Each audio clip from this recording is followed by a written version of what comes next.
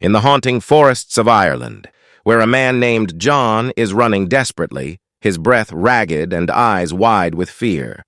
He stumbles upon a sign that reads, "Point of no return 108, realizing with horror that he's been running in circles. As dusk approaches, a menacing flock of crows caws overhead. Panicking, John attempts to climb a tree for safety, but slips and crashes to the ground.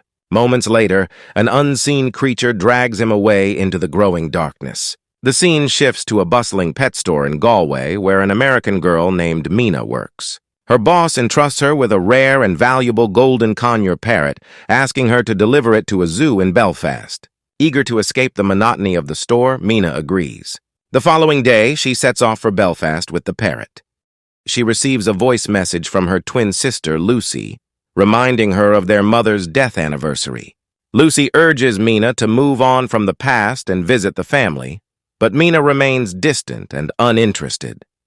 As Mina's journey continues, she enters a dense forest area peppered with signs of missing people and animals. Suddenly, her radio cuts out and her car grinds to a halt. Unable to restart it, Mina steps out to investigate. She soon finds a sign that reads, "Point of no return 12, leading her to believe someone lives nearby. She ventures further but turns back to find her car mysteriously gone. Nightfall approaches and eerie sounds fill the air.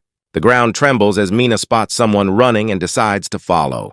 She arrives at a secluded cabin, where an old woman named Madeline beckons her inside for safety. With the sounds of the forest growing more menacing, Mina trusts Madeline and rushes in. Inside, she meets Madeline's companions, Ciara and Daniel. Madeline explains that the cabin, known as the coop, has been their refuge for some time.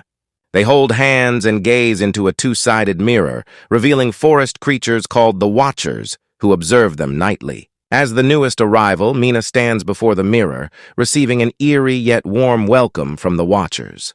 The next morning, Mina, bewildered by the previous night's events, decides to leave. Taking the parrot, she attempts to find her car, but quickly becomes lost. She stumbles upon a cliff, overwhelmed by the vast enclosing forest, realizing escape on foot is impossible. Madeline finds her and persuades her to return to the coop, explaining that attempts to flee are thwarted by a disorienting fog causing visual hallucinations. She reveals that points of no return signs guide them back to the coop before sunset. Crossing these points means there's no turning back. When Mina inquires about the signs, Madeline mentions they were placed by a mysterious figure known as the Professor. With no other options, Mina reluctantly returns to the coop, accepting her fate among the group. The next day, the group ventures out to hunt for food, giving Mina a chance to bond with Ciara. Ciara reveals that her husband John was with them until last week when he went out for help. This John is the same man we saw at the start of the movie. Ciara then leads Mina to a massive burrow where the Watchers reside, explaining that these burrows are scattered throughout the forest, and that the Watchers can't come out during the day. When Mina asks how long she's been there, Ciara replies that she and John arrived 5 months ago.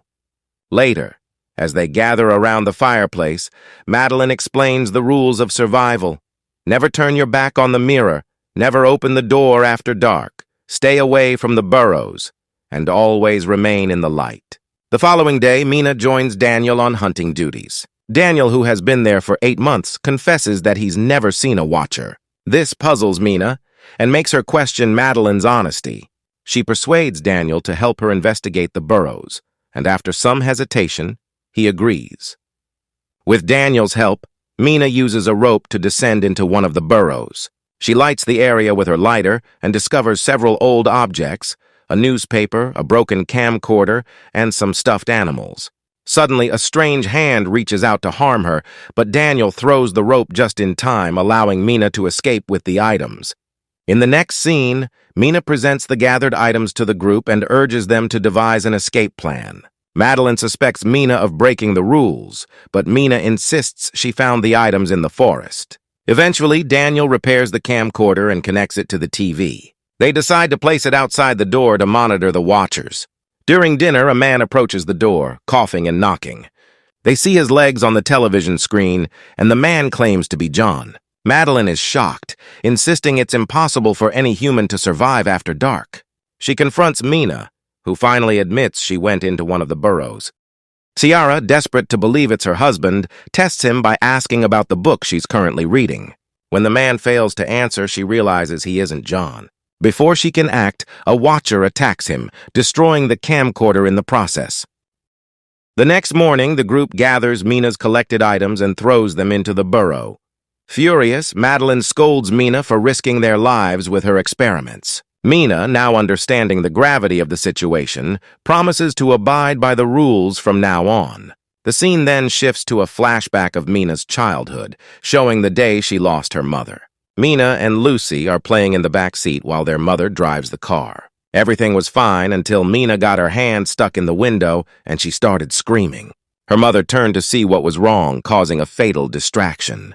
The car crashed, instantly killing her mother, while Mina and Lucy survived with minor injuries. Mina has lived with guilt ever since, struggling to move on. In the present, months have passed in the forest and winter has arrived. Food has become scarce, increasing tensions within the group.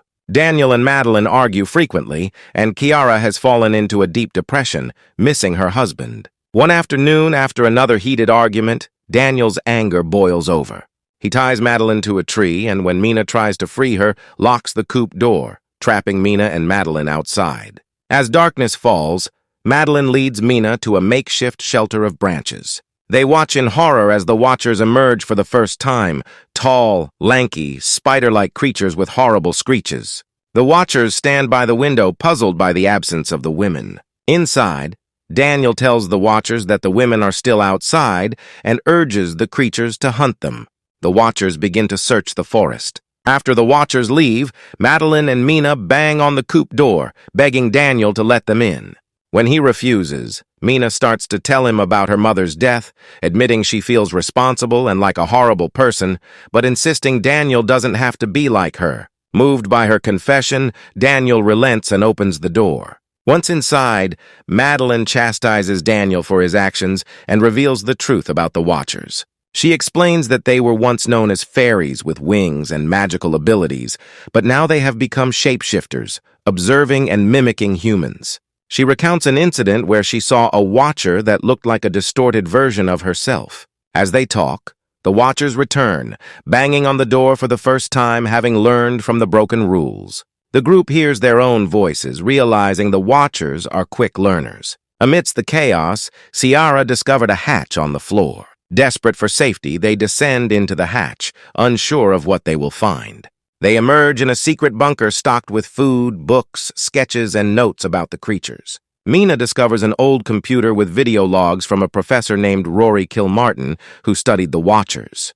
They begin watching his logs to understand more about their situation. In one of the videos, the professor reveals he arrived in 2009 to study the Watchers. He mentions how the creatures often observe him through the glass, attempting to mimic his actions. He admits to using villagers to construct the bunker, which he called Wonderland, and then fed those villagers to the Watchers to keep his research secret.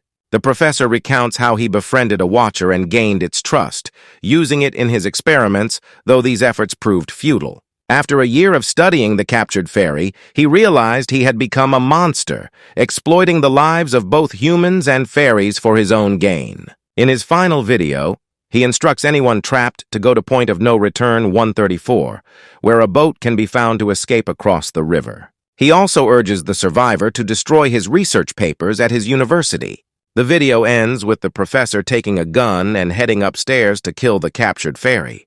2 gunshots are heard, implying both are dead. The next day, the group follows the professor's instructions, using the parrot to find the river at the forest's edge. Along the way, Madeline discovers a sacred rock and explains it represents the ancient war between fairies and humans. She describes how they once coexisted peacefully until the fairies grew stronger and began to threaten other races. Humans were forced to banish them to the underground.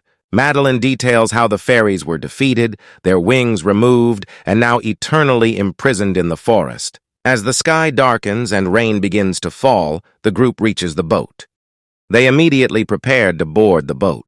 But Daniel spotted a wounded man who appears to be John and tried to help. Despite warnings from the others, Daniel is deceived.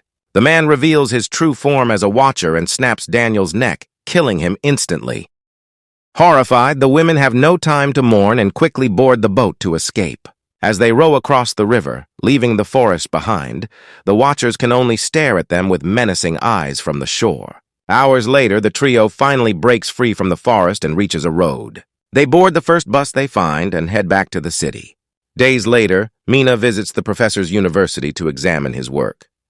His paper, The Halfling Dilemma, details the history of fairies before they became beasts. Scrolls reveal that fairies once lived among humans as friends and even lovers, and that halflings were born from these unions. These fairies could mimic humans and take on the forms of the deceased. As Mina sifts through the professor's research, she stumbles upon a set of shocking photos. She rushes to Sierra's house and reveals her discovery. A photo that shows Madeline was actually the professor's wife, who died of cancer in 2001. Mina suspects that the Madeline they knew in the coop was a fairy impersonating her, and that the professor's obsession with his research was driven by his desire to recreate his late wife. Sierra is stunned and asks how Madeline could walk in daylight. Mina theorizes that Madeline was half human. At that moment, the real Sierra arrives, leaving Mina in shock. The Sierra she has been talking to is actually a watcher. The watcher immediately knocks out the real Sierra and then transforms into Mina's form. The watcher reveals how the professor pretended to befriend her and used her for experiments. When he tried to eliminate her, she had to kill him. The watcher accuses Mina of being just like the professor, destined to betray her. Mina pleads with the watcher not to hurt her, revealing that she is a halfling and can walk in daylight because she is half human. She begs the watcher to let go of her hatred for humans, reminding her how she protected them from the other monsters in the forest. Mina speaks of the humanity within the watcher and expresses hope that there are other halflings like herself. She urges the watcher to seek them out and not feel lonely. The watcher is moved, becoming speechless and emotional. Miraculously, she regains her wings and the magic that was once taken from her by humans. With her newfound freedom, she takes off to find other halflings around the world.